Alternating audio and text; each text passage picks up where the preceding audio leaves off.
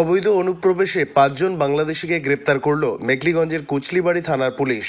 ধৃতরা হলেন আবু আক্কার সিদ্দিক, সুজন চন্দ্র রায়, মাধবী রানী রায়, নিদ্রা রানী রায় ও সৌম্যদীপ রায়। ধৃতদের প্রথম জনের বাড়ি বাংলাদেশের নড়াইল জেলায় এবং বাকি ৪ জনের বাড়ি নীলফামারী জেলার ডোমার থানায়। তাদের সীমান্ত পারাপারে সহায়তা এক ভারতীয় যুবককেও গ্রেপ্তার করা হয়েছে।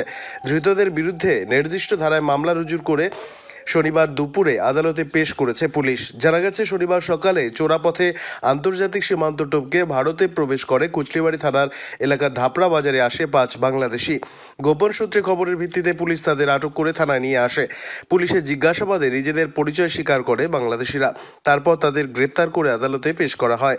পুলিশ সূত্রে জানা গেছে, ধৃতরা সকলেই কর্মসংস্থান খুঁজতেই এদেশে পাড়ি দিয়েছে। কেন হঠাৎ করে, জোরে বলবো একটু, কেন হঠাৎ করে মানে বাংলাদেশ থেকে ভারতে আসার জন্য তোমরা প্ল্যান করছো? অন্যায় অত্যাচার চলতেছে, তো নির্যাতন বেশি হচ্ছে, বাড়ি ঘোরা হচ্ছে, বাড়ির পাশে নির্যাতন হচ্ছে, আগুন লেগেছে, আমাদের বাড়িও লাগেছে। বলতেছি যে ওইদিকে যে জমি জায়গাও বেশি কিছু ছিল না আমাদের। এখানে স্বামীর সঙ্গে এসেছিলে ঘর বাঁধার জন্য নাকি? হ্যাঁ। তোমরা তো জানোই নাকি যে এক দেশ থেকে আরেক দেশে আসা সেটা আইনত দণ্ডনীয় অপরাধ? সেটা তো জানি, কিন্তু কী করবো, দেশ তো শান্তি লাগছে, এই জন্য চাইছি যে যদি ওখানে কি অত্যাচার চলতো তোমাদের উপর? মানে অত্যাচারই চলতেছে, আর আমাদের হিন্দুদের উপর চলতেছে। তো কি নাম তোমার? বাংলাদেশে কোথায় বাড়ি?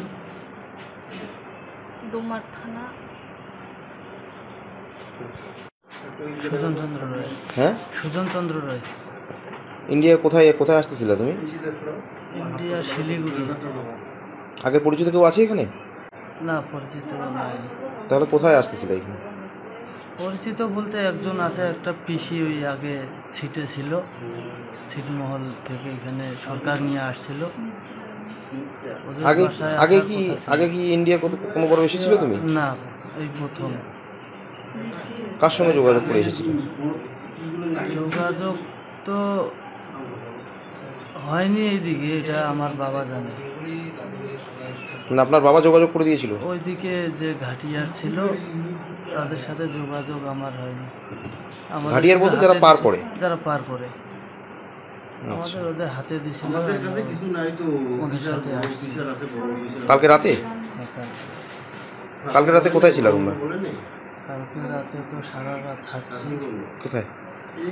এই ভুট্টা ক্ষেত, বাঁশঝাড়, চা পাতার বাগান, এগুলা দিয়ে। ভারতের না সেটা বাংলাদেশের? বাংলাদেশ থেকে শুরু করছি, ভারতের। বাংলাদেশের কোথায় বাড়ি? নীলফামারী জেলা, বাংলাদেশের কোথায় বাড়ি? নড়াইল জেলা, যশোর নড়াইল জেলা। আচ্ছা, বললাম যে কি জন্য তোমরা এখানে এসেছিলে? স্যার, আমি কাজের উদ্দেশ্যে আসছিলাম। কোথায় কোথায় কাজের উদ্দেশ্যে? শিলিগুড়িতে। পরিচিত আছে কেউ ওখানে আগে? জি না স্যার, আমি রাজমিস্ত্রি কাজ করি, রাজমিস্ত্রির কাজের উদ্দেশ্যে গেছিলাম। আচ্ছা, এর আগে আসছিল কোনো করে ইন্ডিয়া? স্যার, আমি আসছিলাম পাসপোর্ট ভিসায়, তো এসে চলে গেছিলাম। এখন তো ভিসা দিচ্ছে না, সেই জন্য আমি এই পথটা বেছে নিয়েছিলাম যে দেখি ওইখানে যে কোনো কাজ বাজ করে। কারা, মানে কার সঙ্গে যোগাযোগ করেছিল? জি স্যার। ভারতে আসার জন্য কার সঙ্গে যোগাযোগ করেছিল? ওই যে বাংলাদেশে হয়েছিল। কি নাম বাংলাদেশ? বাংলাদেশের নাম তো জানি না, রিজাউল না কি যেন একটা নাম, সঠিক আমি শিওর জানি না, কিন্তু ওই যে দালাল চক্র, ওনার সাথে যোগাযোগ হয়েছে, ওনার নাম্বারের সাথে কথা হয়েছে, সেইভাবে ওনার মাধ্যমে। কত টাকার বিনিময়ে? আমি সঠিক একটা জানি না, তবু আনুমানিক 20-25 হাজার টাকা নিয়েছে। তোমার কাছ থেকে কত টাকা নিয়েছে তুমি জানো না? স্যার, আমার কাছ থেকে আমার এক বড় ভাইয়ের সাথে ঠিক করা ছিল, উনি টাকা দিয়েছে, উনি লেনদেন করেছে। মানে আপনার বড় ভাই আপনার কাছ থেকে কত টাকা নিয়েছে? মানে বড় ভাই ওনার কাছ থেকেই টাকা ওই দালাল নিয়েছে, ঠিক আছে, ওনার সাথেই লেনদেন হয়েছে।